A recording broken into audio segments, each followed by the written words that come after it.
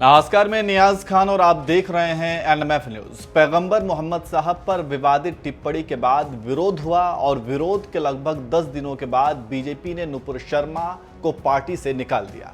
लेकिन इसके बाद भी देश भर में हंगामा शांत नहीं हो रहा है और खासकर शुक्रवार को देश के कई राज्यों में नमाज के बाद हंगामा हुआ।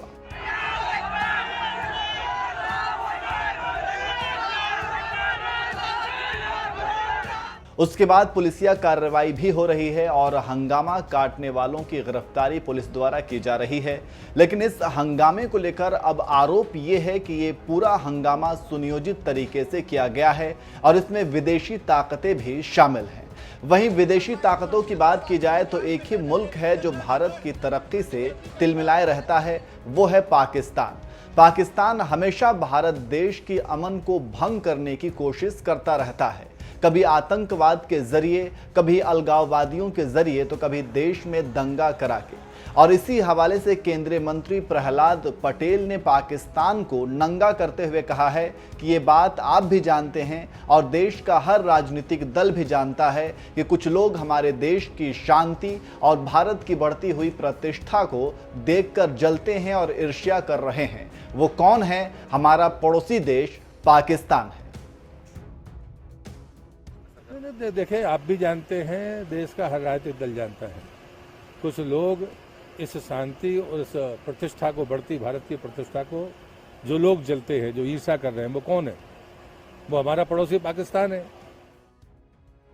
इसके अलावा केंद्रीय मंत्री प्रहलाद पटेल ने कहा कि धर्म के नाम पर कुछ उन्मादियों को उपयोग करते हुए अगर कोई इस रास्ते पर जा रहा है तो देश को सजग होना पड़ेगा। सरकार तो सजग है ही, कानून के दायरे में जो कुछ भी हो सकता है वो सरकार करने वाली है।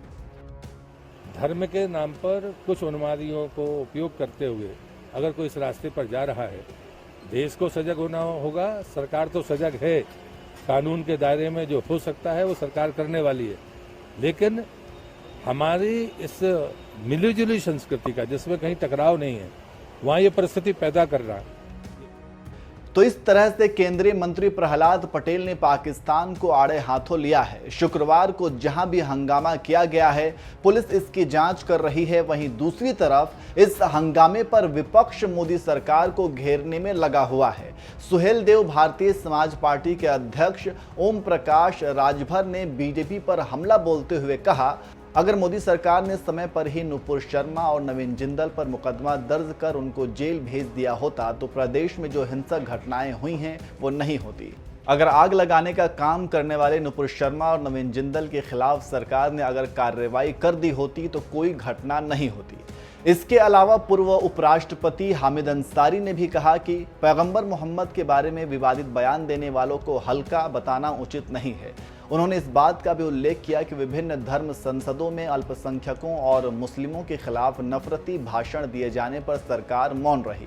इस मामले पर प्रधानमंत्री नरेंद्र मोदी की चुप्पी आकस्मिक नहीं बल्कि बहुत अर्थपूर्ण थी।